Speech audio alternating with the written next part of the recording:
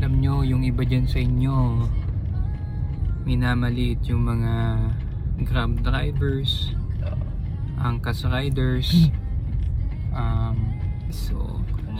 Yeah, hindi naman lahat, yung mga iba Halos nga sir. minamalit nila. Well, sabihin ko sa inyo kung anong perks ng nagko-commute ka, right? Kasi ako may sarili naman ako sasakyan eh. At yung ibang mga may sasakyan, sila yung madalas na nagmamaliit ng mga ganitong uri ng trabaho or job, right?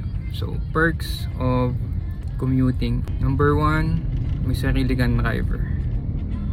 So, ikaw, relax ka lang, di mo naiintindihan yung traffic masyado.